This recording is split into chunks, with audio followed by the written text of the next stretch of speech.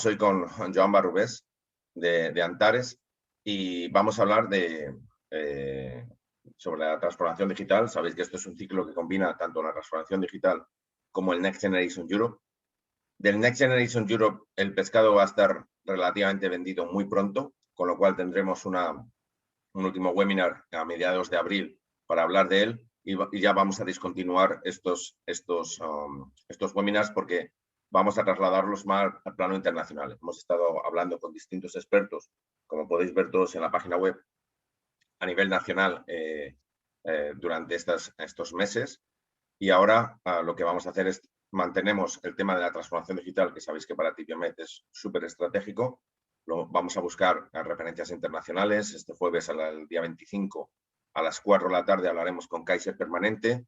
En abril tenemos programado con Harvard Medical School. Nos han confirmado otras organizaciones, el Ministerio de Sanidad de Turquía, que tiene una app de portal de paciente espectacular desde mi punto de vista.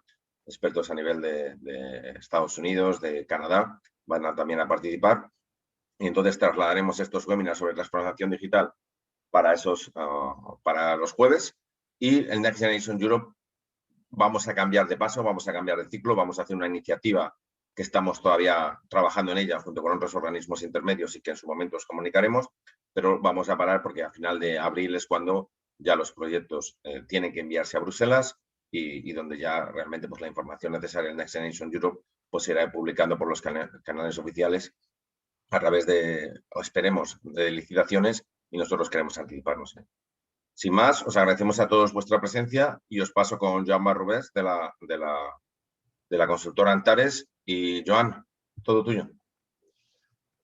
Muy bien, muchas gracias Jorge, y gracias a todos los que os habéis apuntado a compartir esta mañana estas reflexiones. Y mi objetivo fundamentalmente es compartir con vosotros unas reflexiones sobre el reto de la transformación digital, pero sobre todo que tengamos tiempo para discutirlo, debatirlo tras esta pequeña introducción, presentación que me he permitido hacer. Si me permitís, voy a intentar controlar la pantalla, a ver si consigo proyectar mi presentación. Espero que se esté viendo en estos momentos. A mí me parece que sí. Sí, se ve. Perfecto. Pues empecemos con esto. Básicamente quería compartir con vosotros este tema, cómo podemos orientarnos a una transformación digital en el sistema de salud y en el sistema social que esté muy orientado a lo que en teoría nos debemos dedicar todos, que es generar más valor para los pacientes. Yo siempre digo que la misión fundamental de las organizaciones sanitarias es atender, cuidar y curar personas, con lo cual la transformación digital solo tiene sentido si va en esta dirección. Y de hecho este es el eje principal de esta charla. ¿Cómo somos capaces de pasar de un proceso en el que fundamentalmente hasta la fecha lo que hemos hecho es informatizar las organizaciones sanitarias, a un proceso en que realmente sea transformar la organización sanitaria aprovechando las tecnologías digitales? Y cuando me refiero a informatizar, lo que hemos hecho es fundamentalmente los procesos, yo diría que en los últimos 20, 30 años, en los que nos hemos ido dotando de una fuerte infraestructura tecnológica. Cuidado, parece que sea la prehistoria, pero yo tengo 25 años de vida profesional en el sector de la salud y me acuerdo cómo eran los primeros hospitales donde yo trabajé hace 25 años en términos de tecnologías de la información y la comunicación.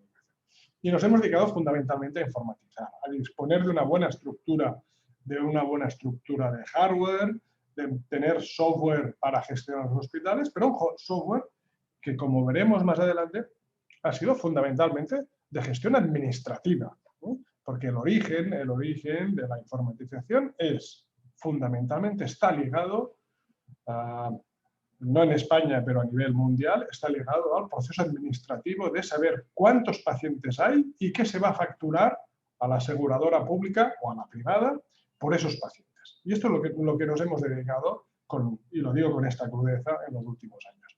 El reto es cómo conseguimos que estas tecnologías y todo el potencial que tienen, que es enorme, realmente supongan una transformación de los procesos de negocio, de los procesos que son procesos de negocio, fundamentalmente la asistencia sanitaria que prestamos a nuestros pacientes.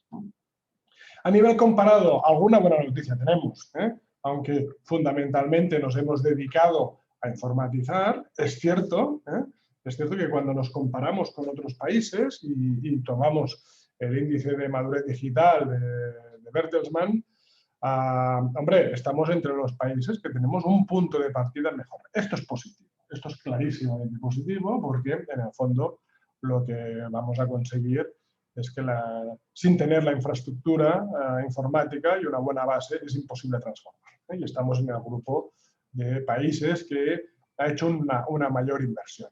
Y FENIN publicaba este año de pandemia, publicaba su propio índice de madurez en las tecnologías de la información.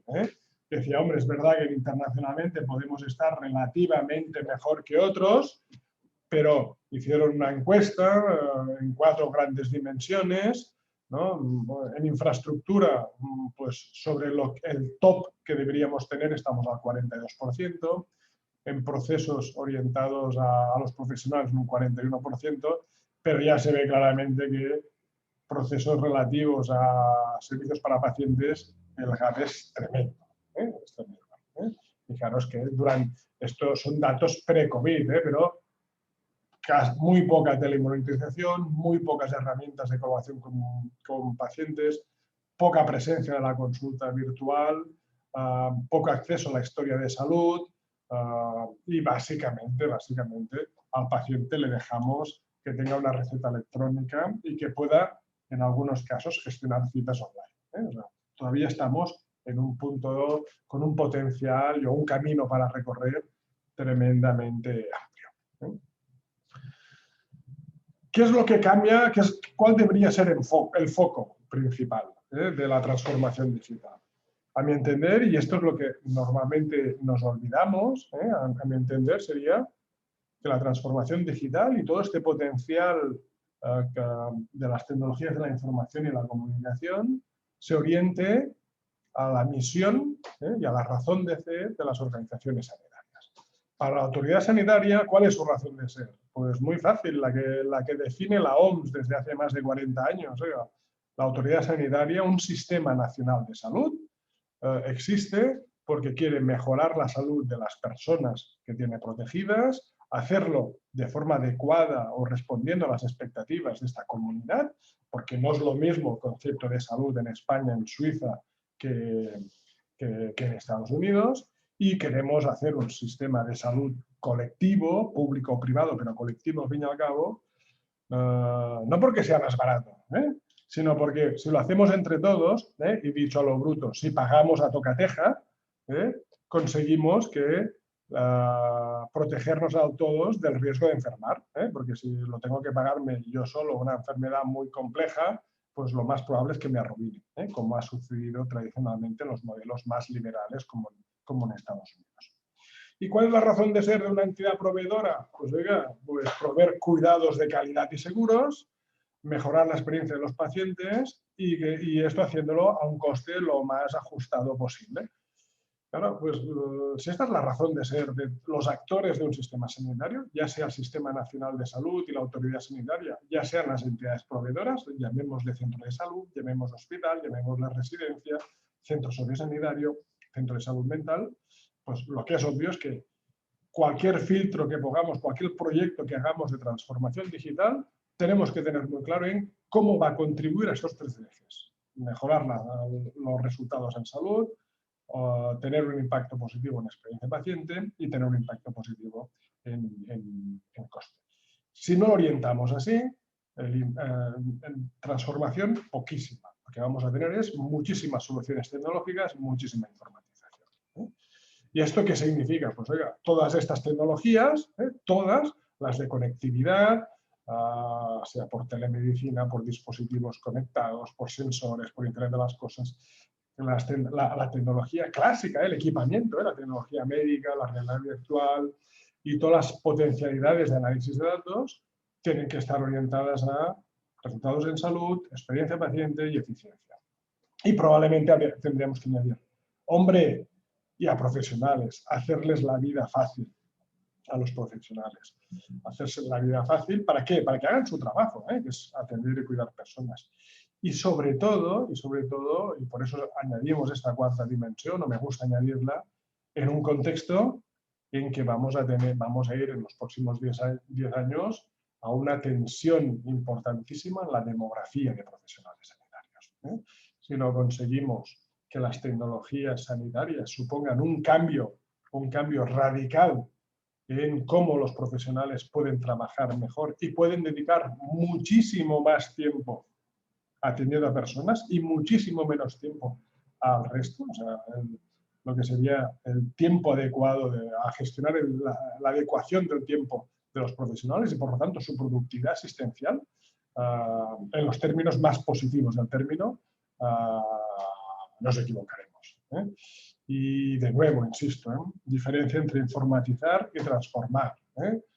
Hemos implementado muchos sistemas de información hospitalarios en los hospitales y hoy me encuentro en muchísimos hospitales el médico pidiendo la ambulancia desde su consulta para el paciente. Esto es un proceso clarísimamente informatizado. Lo hace directamente por el ordenador y funciona de narices. El problema es que el médico no debería pedir nunca una ambulancia y debería estar haciendo otras cosas. Esto es lo que debería ser la transformación digital. Y el potencial es bestial. Tenemos la suerte que acaba de pasar un tsunami por encima nuestro, que es la pandemia, y la pregunta es, ¿qué hubiera pasado si no hubiésemos tenido a nuestra disposición las herramientas de tecnologías de información y la comunicación? Las aplicaciones y la geolocalización en los países que han sido muy activos en utilizarlas. Ya es cierto que en Europa, pues, por cuestiones sociales y culturales nos ha costado mucho utilizarlas, pero en otros países la aplicación, el rastreo de casas, la geolocalización ha sido tremendamente importante a través de estas aplicaciones. No hace falta hablar del impacto de la telemedicina o al menos de las consultas no presenciales que han permitido realizar o mantener un volumen altísimo de actividad asistencial cuando estábamos limitando el acceso al hospital para evitar los contagios. Y hemos visto en directo lo que supone la inteligencia artificial y el Big Data. Yo creo que hemos asistido de una forma casi diaria a cómo los modelos predictivos de la pandemia se iban construyendo y iban aprendiendo ellos mismos, aplicando variables cada vez que había cambios en las restricciones a la movilidad, cómo el modelo iba aprendiendo y iba simulando resultados. Yo creo que esto, sin ninguna de estas tres aplicaciones, hubiera sido absolutamente imposible gestionar la pandemia. Y yo creo que es una gran lección. Cuando la tecnología de la información se aplica con inteligencia y orientada a un resultado muy, muy claro, entonces el impacto es extraordinariamente positivo para el sistema sanitario. ¿Dónde poner el foco en esa transformación tecnológica y digital en las organizaciones sanitarias? Pues en general, tiendo a clasificarlo en tres grandes estados de madurez. Sin duda, aunque hay un tremendo campo de innovación tecnológica y va a continuar siéndolo en términos de equipamiento tecnológico, y no solo en las capacidades diagnóstico-terapéuticas de este equipamiento, sino en la conectividad de este equipamiento, podríamos decir que este campo está muy consolidado en términos de gestión de las tecnologías de la información y la comunicación. Tenemos un campo creciente, que es todo el campo de la telemedicina y la atención no presencial, los sistemas de información hospitalarios, que hay que darle una vuelta tremenda a los GIS, y el Healthcare Analytics, que yo tengo una especial debilidad por este campo, porque a mí me sorprende, ¿no? Yo siempre digo, igual antes que hacer el Big Data, hay que hacer el Small Data o el Smart Data, que es con los datos que tenemos, si los analizamos un poco bien, el potencial de resultados es tremendo. Hablamos de inteligencia artificial, pero me sorprende cómo ¿cuántos pocos hospitales hay en España que tengan un sistema de previsión de ingresos en urgencias para el día siguiente? Y esto con un modelito sencillito de Healthcare Analytics y 3 años históricos, tienes un nivel de precisión altísimo. Y me sorprende que esto no se esté haciendo. Y luego tenemos un campo emergente. Todo lo que es el Internet de las cosas, los dispositivos conectados y, evidentemente, la inteligencia artificial y los algoritmos. Mi preocupación, el potencial de lo emergente es bestial, sin duda. Además es sexy, es atractivo, nos gusta hablar de esto. Mi preocupación es que dediquemos poco tiempo al campo que está en el medio, que es donde a corto plazo va a haber realmente la gran transformación. Y es donde deberíamos estar poniendo gran parte de los esfuerzos. Ya sé que esto que digo no es muy popular, pero es que si nos equivocamos en esta parte central y no aprovechamos esto de forma inteligente para transformar el sistema, esto de aquí, a mi entender, va a acabar siendo wishful thinking en el sistema sanitario. Por lo tanto, nos jugamos la partida en hacer bien esta parte central. ¿Y cuáles son, a mi entender, las 3 condiciones que yo pondría para que se produzca esta transformación digital, especialmente en estas tecnologías que yo llamo crecientes, las del medio en la diapositiva anterior? Primera, dejemos de empezar la casa por la ventana. Actualmente, la historia de las organizaciones sanitarias nos dice que cuando afrontamos un proceso de este estilo, dedicamos el 70% de nuestras energías a la solución tecnológica, un poquito a la gestión del cambio y un poquito a definir los procesos, las necesidades y al rediseño organizativo. Y esto pues no puede funcionar nunca. No puede funcionar nunca. Tenemos que reequilibrar este eje. Evidentemente que las soluciones tecnológicas son importantes, pero si no empezamos repensando los procesos de negocio, que es donde se produce la transformación digital, cómo vamos a trabajar y qué necesidades tecnológicas tengo para estos procesos de negocio, no puede funcionar. Con lo cual, el inicio, el disparador, tiene que estar aquí y al menos deberíamos dedicar 1/3 de nuestro tiempo y de nuestra inversión en procesos. 1/3 en el despliegue de soluciones tecnológicas y, cuidado, gestión del cambio. Gestión del cambio 1/3 del tiempo mínimo. ¿Cuánto tiempo vamos a dedicar a movilizar a los profesionales, a formarlos en los nuevos procesos, en las nuevas soluciones tecnológicas y, sobre todo, mantenerlo? Lo más difícil en estos cambios de transformación digital no solo es la gestión del cambio, sino es la disciplina del cambio. Una vez lo hemos puesto en marcha, que seamos capaces de respetar, mantener y hacer fiable el cambio que hemos implantado. Por lo tanto, para mí, un reequilibrio total. Soluciones tecnológicas son muy importantes, pero es que si no entramos por la puerta de los procesos y acabamos con una inversión tremenda haciendo el cambio, no va a servir de nada. Y este ejercicio de reequilibrio no es fácil, porque la dinámica del mercado y especialmente el mundo de las TIC nos lleva sobre todo a hablar de soluciones tecnológicas. Segundo tema para mí importante, lo que decía al inicio, orientarnos a los procesos de negocio. Y en un ejercicio reciente que hemos estado participando en la Federación de Hospitales del Cantón de Vaud, que son 10 hospitales que están diseñando el plan de sistemas para los próximos años, pues empezaron la reflexión diciendo que vamos a necesitar. Discutamos estratégicamente cómo van a ser los hospitales del futuro. Y oiga, pues necesitamos integrar la información clínica entre todos los niveles asistenciales. Necesitamos gestionar el flujo de pacientes en tiempo real, que hoy no lo tenemos.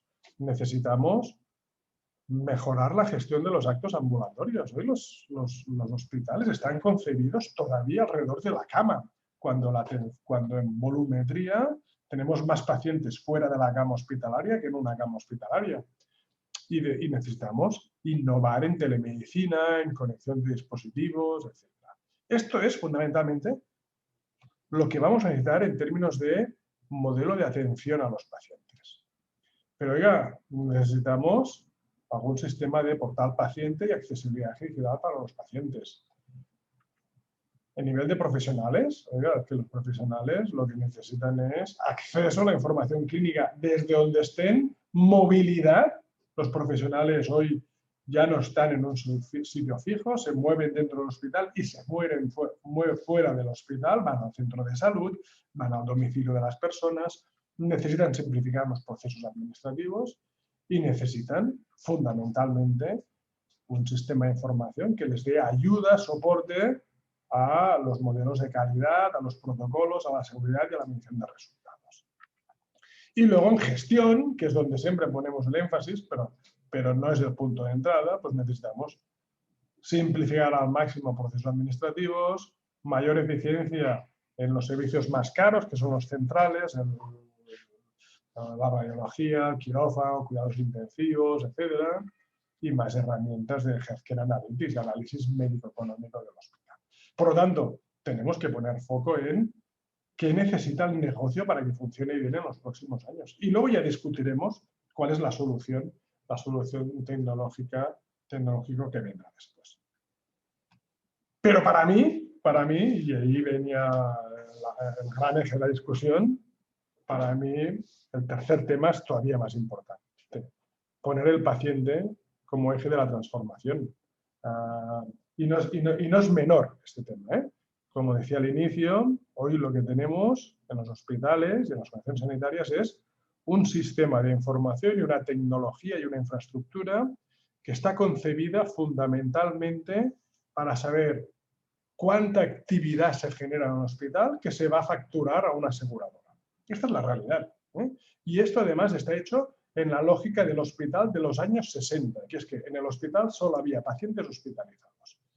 Tal es así, y a mi entender el drama es tan grande que todavía no conozco, bueno, me equivoco porque sí conozco a uno, porque es el único que me lo ha dicho a la primera de cambio, pero todavía no conozco un solo hospital, y os animo a hacer el ejercicio, en que le preguntéis al gerente del hospital o al director médico ¿cuántos pacientes atiende usted en un año? Y me sepa contestar. La única respuesta que obtengo es hago 20.000 hospitalizaciones, ingresos hospitalarios con esta estancia media, 200.000 consultas externas, 15.000 cirugías y no sé cuántas urgencias, pacientes, sesiones en hospital de día, etc. Esto es producción que hay que contabilizarla para poder administrativamente facturarla. Pero, oiga, ¿cuál era la misión del hospital? ¿No se trataba de atender personas? ¿No es muy extraño que no sepamos cuántas personas se atienden en un hospital? Ningún hospital lo conoce. Evidentemente todos te dicen, dame un día que te lo digo, ¿eh? Y evidentemente con un tratamiento mínimo de datos se puede hacer. Pero ¿ustedes creen que la SEAT o la Volkswagen se gestiona controlando el número de motores, ruedas y volantes que se instalan en un coche? No, se gestiona ¿cómo? Con la métrica fundamental, que son los pacientes. Si el paciente no es el eje de la transformación digital, no sirve de nada. Y un hospital, en realidad, se asemeja mucho más a esta diapositiva, que es un caso real, que hemos explotado datos en un hospital real, ¿eh? Que a una radiografía de cuántas hospitalizaciones, cuántas urgencias, cuántas cirugías hacemos al año. En un hospital lo que tenemos es un grupo de pacientes, oiga, el 11% de los pacientes de un hospital, que van a urgencias, niños, básicamente por un tema de accidentes. Tenemos otro grupo de pacientes muy importante, un 20%, que son pacientes que se hospitalizan de forma programada por patologías más bien complejas, que además de hacer la hospitalización requieren visitas previas ambulatorias, visitas después de seguimiento. Hay pacientes que vienen solo de forma ambulatoria, de forma ocasional. Son mayor población adulta que hacen consultas externas y pruebas diagnósticas. Hay otros pacientes que vienen a consultas de revisión anual, de forma programada. Hay otros que son gente que está en buena salud y que viene a urgencias una vez al año por un tema tremendamente banal. Hay un grupo de pacientes que es la maternidad, que tiene su dinámica propia. Y luego tenemos pacientes mayores hospitalizadas, pluripatológicas y que tienen transferencias frecuentes con el domicilio, el centro de salud. ¿Qué deberíamos hacer? Hombre, estos son los itinerarios básicos en un hospital. La transformación digital lo que tiene que ayudarnos es a definir cuáles son los procesos de negocio orientados a estos perfiles de pacientes. ¿Cuál es la experiencia paciente de cada uno de ellos? Que es totalmente distinta. Lo que se requiere en este grupo de pacientes en términos de experiencia paciente digital no tiene nada que ver que el que está en el perfil 2. Es que es absolutamente, es como la luz, el sol y la luna. Con lo cual, si no empezamos por este ejercicio, por poner al paciente, entender el paciente, qué tipos de pacientes tenemos, qué itinerarios hay y cómo podemos hacer sencillos estos itinerarios, qué necesidades de experiencia paciente hay en cada uno de ellos, la transformación digital no se va a producir. Y para hacerlo más complejo, en muchos de estos grupos, además, tenemos varias generaciones, con lo cual esta transformación o hacemos incorporando al paciente en rediseñar estos itinerarios base y en estos procesos organizativos y entender qué esperan, cómo viven el proceso y no va a funcionar. Con lo cual, si queremos irnos fundamentalmente a la transformación digital, para mí las tres ideas claves eran las que he detallado, con especial énfasis fundamentalmente en la cuestión del paciente en el centro de la transformación digital. Y para acabar, una cosa, esto es lo que yo anticipo como transformación digital, pero ojo, tengamos una antena puesta en cambios disruptivos que están provocando las nuevas tecnologías de la información y la comunicación. Cambios disruptivos donde yo los estoy observando fundamentalmente, empieza a haber cambios disruptivos en procesos de baja complejidad. Esto es Amazon Care, lo que están haciendo en forma de piloto en Seattle, pero que ya han anunciado que este año lo amplían a todos los empleados de Amazon, pero es que Telefónica está planteando lo mismo. Y ojo, en una solución radicalmente distinto, pero para atender exactamente el mismo problema, los kioscos de salud en China, que cuando apareció nos parecía un chiste. Hay más de 10.000 unidades instaladas, entras en esta especie de fotomatón, te conectas al médico, hay varios sensores que te pueden tomar constantes vitales, aquí hay una mini farmacia con tratamiento, con medicamentos para síntomas leves de enfermedades.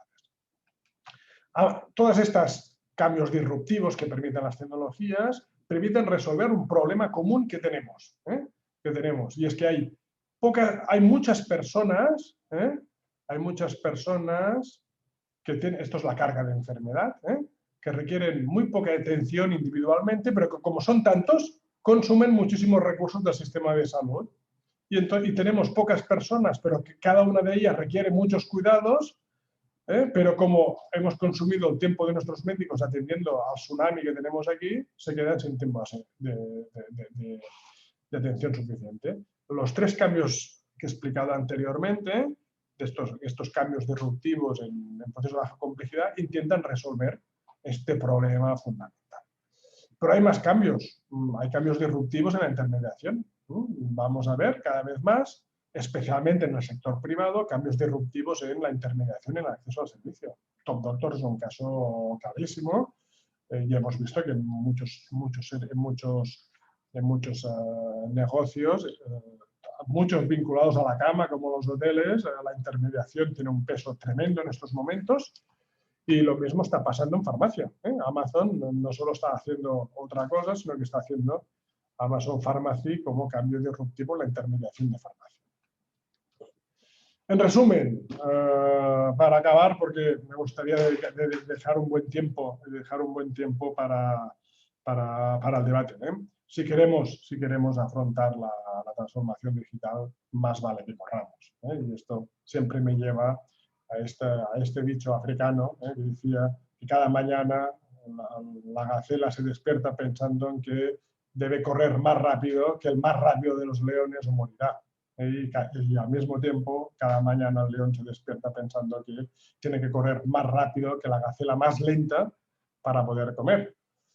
Con lo cual, da igual si eres león o gacela. Cuando salga el sol, lo que toca es correr.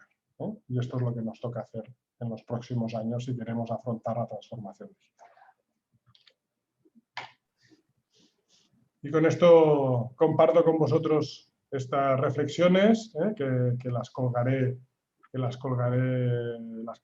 en el sitio web y abro turno de palabras, porque gran parte del interés es que podamos compartir y hablar entre nosotros. Pues muchísimas gracias, Joan. Ya tenemos la primera pregunta. Animo a todo el mundo a que ponga más preguntas en la parte inferior de la pantalla. Si movéis el ratón, ahí podéis ver preguntas y respuestas. Te voy a leer la primera de Cristina López, Joan. Dice, la tendencia... Yo no las estaba viendo, ¿eh? O sea, vale, pues te la leo. La tendencia es empoderar al paciente gracias a la digitalización y a las TIC.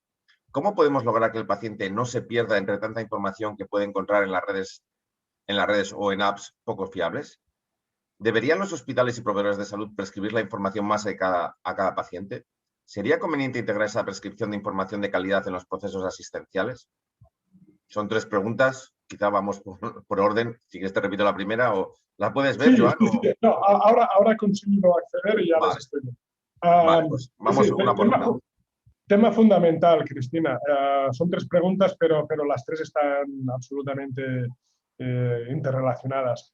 Sin duda, el paciente leí alguna vez que lo que más buscan los pacientes en Internet es salud y sexo. Con lo cual es obvio que hay un interés altísimo y el paciente busca información constantemente en Internet. Yo creo que sí, que los sistemas de salud... Lo que tengo más dudas es si el hospital o el sistema de salud, pero que desde acá hay que dar una respuesta con información sanitaria de calidad y accesible al paciente, seguro. Y tengo la duda de si la respuesta tiene que ser a través del hospital, porque en el fondo, pues, en una comunidad como Madrid, Murcia, Aragón o Cataluña, no sé hasta qué punto tiene sentido que todos los hospitales hagan un portal explicando qué es la aneurisma, la hernia inguinal o el cáncer de mama. Igual con uno de calidad basta. Pero sin duda para mí es fundamental. Si queremos que el paciente se empodere, tenga mejor educación sanitaria y pueda tomar mejores decisiones, tiene que tener acceso a información de salud de calidad. Y tengo la duda de quién tiene que hacerlo. Y la segunda cuestión es que es obvio. Yo creo que ahí sí que comparto la última pregunta. Los profesionales tienen que ayudar a orientar al paciente dónde buscar esta información, o sea, prescribir esta información. Muchas gracias, Joan. Mientras esperamos a la siguiente pregunta, a mí me gustaría consultarte. Decías que todos menos unos de los gerentes no te sabían responder. Ese gerente que te supo responder es porque había hecho una transformación digital, entre comillas, ejemplar o recomendable y si es así, nos podrías comentar un poquito, no sé si tiene sentido compartir el nombre, pero al menos qué cosas, el cómo, ¿no? Porque piensa que los que están aquí, pues, están los conversos ya, ¿vale? Entonces, sí. Quizá para el siguiente paso, vale, te lo compro, Joan, ¿vale?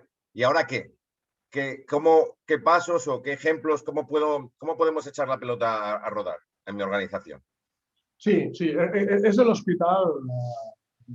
La verdad es que fue por sorpresa, pero luego visitando el hospital no me sorprendió. Es el National Children's Hospital, que está en Washington, que es uno de los hospitales pediátricos de referencia en Estados Unidos, que lo visité porque quería conocer, están haciendo un programa de transformación muy potente en el hospital basado en 2 conceptos, en Lean Management y en seguridad del paciente.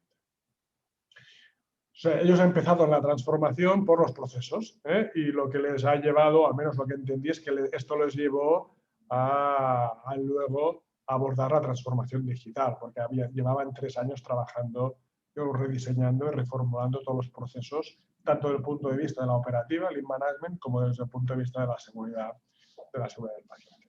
Pero es el único caso que entrando en el hospital me encontré un panel diciendo nosotros hemos atendido a tantas personas. Y yo esto no lo veo habitualmente. Y de hecho, es una pregunta que hago habitualmente. Digo, ¿cuántos pacientes atiendes? Y si hoy nos vamos a La Paz, en Madrid, a la FED en Valencia o al Virgen de Rocío y le preguntamos al director médico cuántos pacientes atiende, el drama es que no lo sabemos. Y todos en su página web, en la misión pone nosotros nos dedicamos a una atención centrada en el paciente, pero no sabemos cuántos pacientes atendemos. Tú ya sabes que eso de todo por el paciente sin el paciente es nuestro mantra y bueno, tardará un tiempo en que se cambie. Hay una pregunta de José Mendoza que te felicita por la presentación y pregunta, ¿quién crees tú, Joan, que debería liderar la transformación digital? Te da varias opciones, Ministerio de Salud, comunidades autónomas, hospitales, etcétera. Y luego tiene otra pregunta que dice, por otro lado, entiendo que requerirán nuevos profesionales para este cambio digital. ¿Qué competencias deberían tener? Está bien, está bien. Lo de liderar. A ver, yo creo que aquí el liderazgo es distribuido. Yo creo que lo que hay que crear desde la autoridad sanitaria, y aquí englobo ministerio y comunidades, es crear el marco. ¿Cuáles tienen que ser las líneas maestras de esa transformación digital? Y luego la ejecución y los cambios son a nivel de los hospitales. Lo que pasa es que las líneas son difusas. En el fondo en España, en un sistema en donde el 80% de los hospitales son públicos de gestión directa dentro del Sistema Nacional de Salud, hay muy poca concertación con hospitales que tengan personalidad jurídica propia, sea pública o privada. El 80% no existen, legalmente no existen. La PAN legalmente no existe como hospital independiente. Es un servicio de la Consejería de Salud del Gobierno de Madrid. En ese sentido, en el fondo, el SERMAS no deja de ser una red de hospitales públicos, muy centralizada. Y digo SERMAS como podría decir el Servicio Aragonés de Salud, el de Murcia o el de Andalucía, todos. Con lo cual, la línea, en teoría, la comunidad debería fijar líneas maestras y los hospitales ejecutar. En realidad, el peso está centrado en los servicios regionales de salud. Yo creo que esto es un problema, porque los cambios son de procesos y de gestión del cambio, no de soluciones tecnológicas. Y esto hay que estar en el terreno. Y esto hay que hacerlo hospital por hospital. Y si elevas la discusión a comunidad de los servicios regionales de salud, el riesgo es que discutiremos mucho más la solución tecnológica que la gestión del cambio y el rediseño de procesos operativos y de negocio. Joan, en la última diapositiva que has puesto con el león y la gacela, yo a veces pienso, si yo soy el consejero de un servicio regional de salud, me considero a lo mejor el león, a mí no me van a quitar. Esto es un monopolio público. No estamos en Estados Unidos, que están acojonados con Amazon, ni tengo competidores privados. O sea, esto está aquí para quedarse. Soy el 80% del mercado. Esto hay que hacer casi cambiar la Constitución para que cambie el modelo. ¿Qué me puede pasar? O sea, quiero decir, vale, si sigo con esta mentalidad, ¿qué me puede pasar? ¿Cuáles son las palancas de cambio con alguien con esa mentalidad que yo creo que a veces existe? ¿Qué es lo que tendría que hacer o sea, en el fondo no tenemos un león ni una gacela amenazados. Claro, a esa gente que no ve la amenaza y que no tiene el sentido de urgencia que a lo mejor otros podemos tener, ¿cuál es el riesgo que corren por tener esa mentalidad? Es mi pregunta. Yo creo que es verdad que no hay una amenaza a corto plazo. Es decir, no se levantan por la mañana con la amenaza de que si no corren alguien les comerá. O no podrán comer, según lo que seas. Pero es cierto que como más evolucione, no dejemos de pensar que tenemos un 20% de la población que se atiende en el sector privado. Como evolucione más rápidamente y de forma disruptiva el sector privado, vas a generar un sistema sanitario en 2 velocidades, que va a ser difícilmente asumible en términos de costes políticos. No tanto porque va a haber trasvase de población, porque no lo va a haber, no hay mucha más gente que pueda permitirse este doble aseguramiento, pero sí se va a poner en evidencia un salto demasiado grande entre los dos sistemas. Y esto políticamente será inasumible. Vale. Lo que pasa es que no es una amenaza en el día a día, ¿eh? Es una amenaza a largo plazo y estas amenazas a largo plazo para político yo a veces he pensado que la amenaza es pues que te sustituirán por alguien que tenga esta mentalidad, porque será un clamor, como tú dices, o sea, la gente está acostumbrada a utilizar, pues está utilizar lo digital para otras facetas, hasta que de repente te das con un golpetazo en la pared cuando interaccionas en el entorno sanitario. Y entonces dirán, bueno, pues hombre, la cúpula no, porque sabemos que eso va por otro tipo de criterios de decisión, ¿vale? Pero quizá a ciertos niveles de su director o del director, su director o por abajo, dirán, pues bueno, queremos una persona que sea amigable con esto porque es lo que nos están pidiendo los pacientes. Eso es mi esperanza, Blanca, pero no sé si coincidimos. O sea, yo no espero que pongan el consejero por eso, porque pienso que ahí las decisiones se toman de otra manera, pero quizás sí a partir de ciertos estamentos intermedios, aún así de dirección, sí que puede que haya que se pida un cambio generacional porque se ve que esto es un clamor, pero no sé si es porque yo lo deseo o porque tú crees que eso puede ser algo de realidad. No, yo creo que hay mucho potencial de abajo arriba, ¿eh? De hecho, aunque esté muy lejos de la transformación digital, en este país cuando se produce un cambio de paradigma importante a nivel de la investigación biomédica, ahora unos 20 años largos, 20, 30 años, se produce una paradoja bestial, que es que el sistema público, contrariamente a lo que hace toda Europa, que es dar autonomía de gestión a los hospitales, se va hacia atrás, repliega y elimina al máximo toda la autonomía de gestión a los hospitales. Y en cambio, en el sector de la investigación biomédica, la única forma posible de que esto funcione es con autonomía y creamos fundaciones. Y las creamos porque los investigadores dicen que si no, no hay fondos. Y de hecho, los mejores casos de éxito que hay en este país, en España, de servicios médicos, clínicos e investigadores a la vez de alcance internacional, todos tienen una fundación asociada. Es decir, se han saltado todo y hemos acabado legislando a posteriori porque teníamos que dar respuesta a esto. Con lo cual, es posible que el cambio venga por aquí. Ya sé que la analogía es lejana, pero esto es lo que ha pasado. Mientras animamos a que haya más preguntas, Joana, a nivel de... Te voy a hacer la misma pregunta al programa nacional y al programa internacional. A nivel nacional, ¿tú ves que hay alguna organización, que la dimensión que sea, ¿vale?, que tú crees que lo está haciendo especialmente bien con el tema de la transformación digital? ¿Alguna organización sanitaria? Es difícil, porque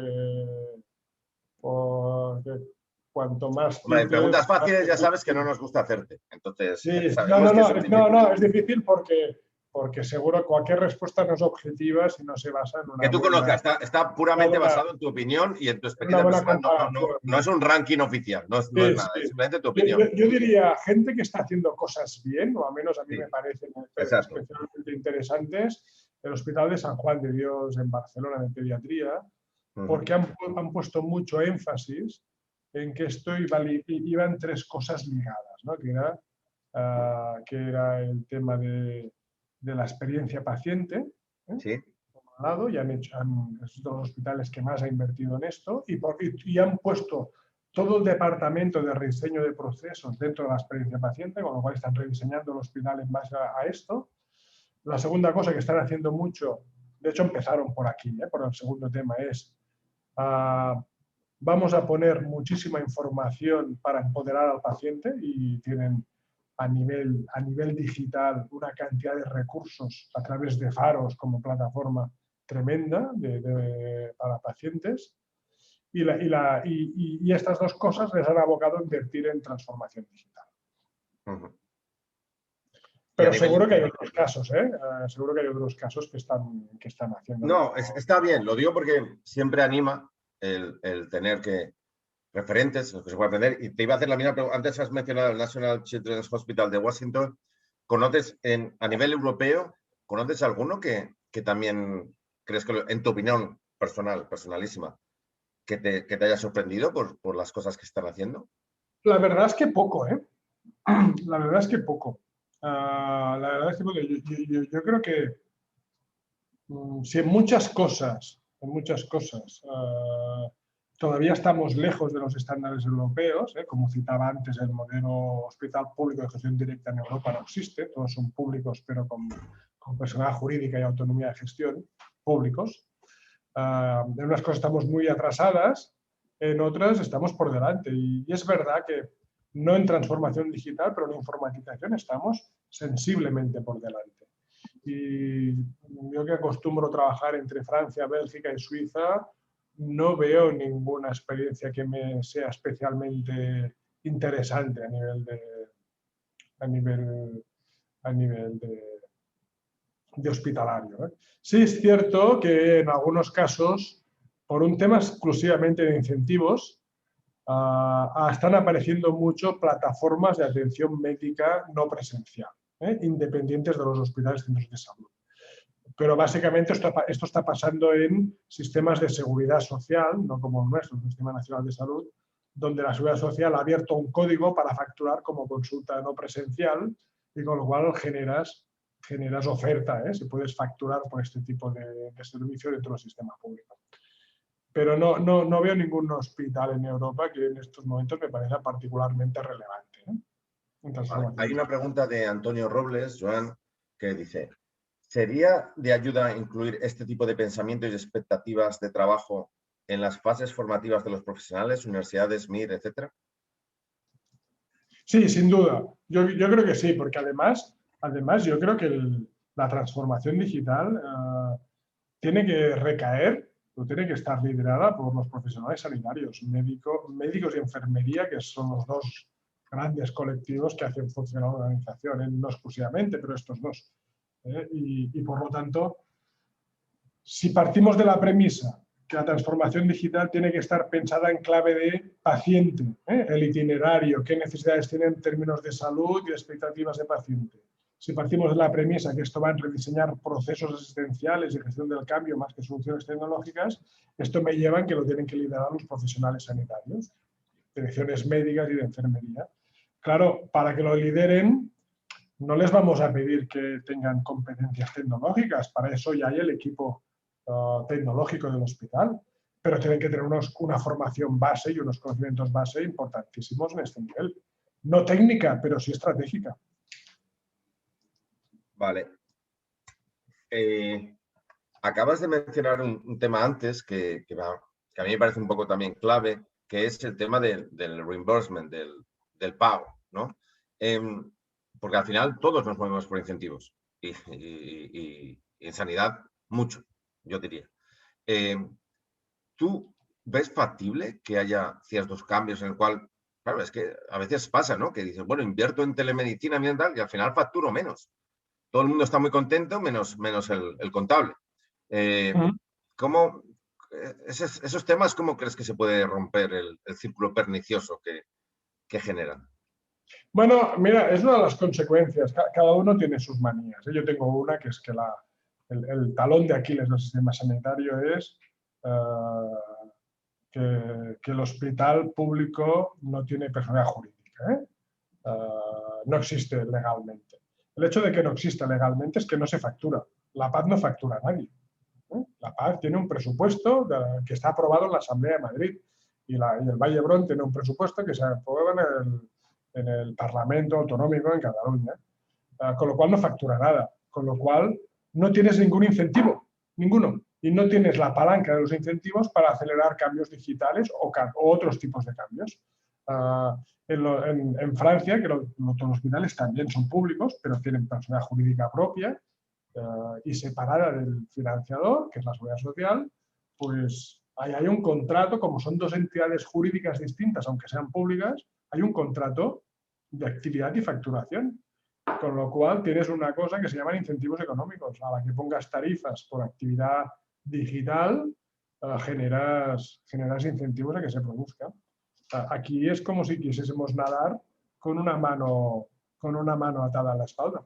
¿Y hay alguna, en plan, esto muy latino del sur de Europa, hay alguna manera, te lo compro, pero ¿hay alguna manera en que se pueda de alguna manera incorporar esos incentivos, aunque sea un poco artificialmente o que sea alegalmente, de tal manera que se consigan los objetivos que se desea, incorporando cierto tipo de incentivos alineados con la mejora de los resultados en salud, con la mejora de la atención del paciente, etcétera, etcétera, y que evidentemente sea legal, pero que sea un poco imaginativa? No sé si me explicas por dónde voy. O sea, ¿cómo se podría hacer? Porque sin incentivos, dices, no hay incentivos, pues, ostras, entonces la gestión del cambio es complicada, ¿no?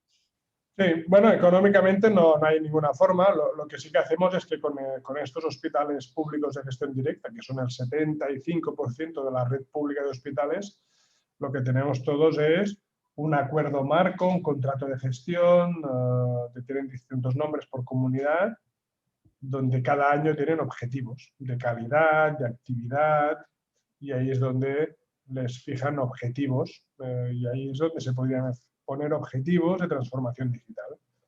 Pero esto no cambia absolutamente nada el presupuesto que tienen aprobado públicamente, ¿eh?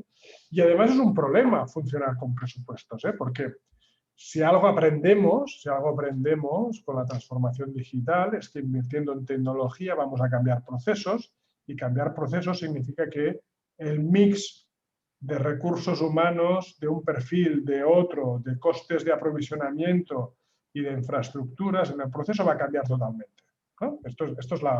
Transformar significa esto, fundamentalmente. Destrucción creativa. Vamos a cambiar un proceso de una forma para hacerlo de otra totalmente distinta. Y por lo tanto, los recursos que vamos a consumir son distintos. Si tú te mueves por contabilidad presupuestaria pública aprobada en un parlamento regional, lo que tengas aprobado que te gastas en médicos, no puedes decir voy a ahorrar aquí para contratar más enfermeras. Legalmente no se puede. No puedes cambiar partidas. Lo que te ahorres en farmacia no lo puedes dedicar a contratar más personal, porque no está autorizado legalmente. Es cómo funcionan los presupuestos públicos. Pero quizás sí que puedes redistribuir es de una tal manera que a ciertos profesionales que lo hacen mejor reciban más gratificación o ciertos servicios. Eso, o sea, no cambia la partida como concepto de bloque, pero luego dentro del bloque, ¿no? Es difícil, ¿eh? Tenemos profesionales fundamentalmente estatutarios, que se basan en un modelo de compensación igual para todos. Es verdad. Es que hay un cambio estructural importante para hacer, que sería esto, que nos ayudaría a acelerar muchísimos de los cambios. E incentivos. Y otra pregunta, perdona, te lo voy a leer. ¿La colaboración pública-privada es una buena fórmula para ayudar a financiar la transformación digital? Me refiero a la colaboración económica de la industria farmacéutica en financiación de proyectos digitales. Sí, puede ser una buena fórmula, ¿eh? Cierto es que en algunos foros lo de colaborar público-privado genera todavía muchas ampollas y reticencias. Pero es que yo creo que el Sistema Nacional de Salud es por esencia público-privado, ¿eh? Si uno mira la financiación, nos gastamos 100.000 millones, en más o menos grandes números, en sanidad en España, 70.000 son públicos y 30.000 son privados. Y no todos son aseguramiento, es por contribuciones individuales, etcétera. Con lo cual, ya de por sí el sistema está muy imbricado lo público y lo privado, ¿eh? No hace falta demonizarlo. Y en determinadas situaciones puede ser una muy buena fórmula para financiar la transformación digital. Especialmente cuando tienes una barrera de inversión importante y mediante mecanismos de colaboración público-privado puedes hacer acuerdos marco a largo plazo y digerir esta inversión en varios periodos. Yo creo que esto tiene mucho sentido.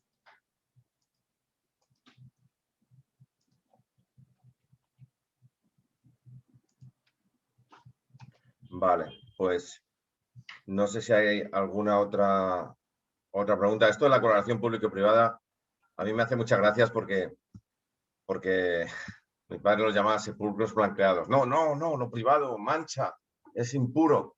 Pero luego, oye, financiame este congreso. O sea, que la financiación de la formación de tus profesionales dependa de un tercero por sistema, me parece una cosa aberrante. Pero bueno, en fin, sobre todo para que luego haya ciertas ampollas cuando se planteen otras cosas, ¿sabes? O sea, me parece un poco, en fin, moralmente discutible. Pero esto es por el problema de diseño estructural, ¿eh? Si no, yo creo que la colaboración público-privada es muy positiva para emprender cosas nuevas. El problema es que en muchos casos la utilizamos para suplir déficits que no deberíamos tener como sistema público. Ya. No sé, yo forma, pienso que en ciertas comunidades autónomas hay una concepción de lo privado muy perversa y que luego, aún así, se está utilizando cuando lo que habría que hacer es establecer unas reglas del juego muy claras y un ganar-ganar y con unas consecuencias muy claras si alguien se desvía de lo pactado y tal, pero demonizarlo como sistema, como modelo a priori, sin evaluar caso por caso ni esto, ni sin tener un marco convencional, me parece que es un atraso porque lo retrasa, como tú dices. Pienso que se podría avanzar, sobre todo para hacer cosas que tienen riesgo. La colaboración público-privada, sabemos todos el tema, los instrumentos de compra pública de tecnología innovadora, por ejemplo, cosas así, podría ser un grandísimo catalizador y luego que eso poco a poco se pueda asumir al 100% por la pública. En cualquier caso, estamos entrando ya en temas muy filosóficos. No sé si hay más preguntas. Si no, Joan, muchísimas gracias por tu tiempo, por tu conocimiento, por tu experiencia.